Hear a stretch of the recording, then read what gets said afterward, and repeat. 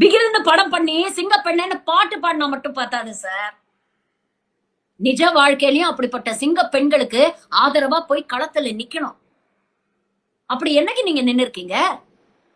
அண்ணா university சம்பவம் நடந்தோடனே 15 நாள் நல்லா படுத்து தூங்கிட்டு அதுக்கப்புறம் நேரா உங்க கார்ல ஆளுநர் மாளிகைக்கு போயிட்டு அங்க ஒரு லெட்டர் கொடுத்துட்டு வெளியில ஒரு லெட்டரை சர்க்குலேட் பண்ணிட்டு மறுபடியும் போய் படுத்து தூங்கிட்டீங்க. இதுதான் நீங்க பெண்களை பாதுகாக்கிற லட்சணமா?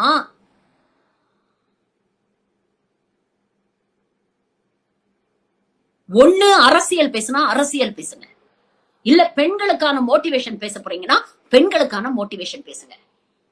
இதுவும் இல்ல அதுவும் இல்ல அப்படின்னு இந்த மாதிரி தற்குறித்தனமான பேச்சுகள் எல்லாம் இங்கே செல்லுபடியாகாது.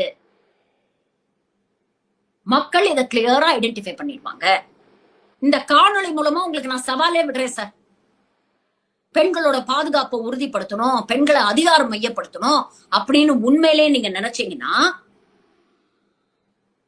வரப்போற தேர்தல் நிக்கதானே போறீங்க. உங்களை நம்பி எவனும் உங்க கூட்டணிக்கு வரல, அதனால தனியா நிக்க போறேன்னு சொல்றீங்க. உங்களை நம்பி யாராவது ஒரு 4 தலைவர்கள் பேர் சொல்ற மாதிரி இல்ல முகம் தெரியற மாதிரி யாராவது 4 பேர் வந்து உங்க கட்சியில சேர்ந்திருக்கானா? மத்தவங்க கட்சியில இருந்து விரட்டப்பட்டவர்கள் உங்க கட்சியில வந்து சேர்றாங்க. 234 தொகுதியில தனியா நின்னு போட்டி போட போறீங்கல்ல.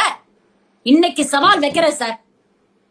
33% குடுக்கிறோம், ஏதோ குடுக்கிறோம் ஆனா குடுக்க மாட்டோம் அப்படின்னு சொல்லி இன்னைக்கு பாஜக நாடகம் ஆடிட்டு இருக்குல்ல.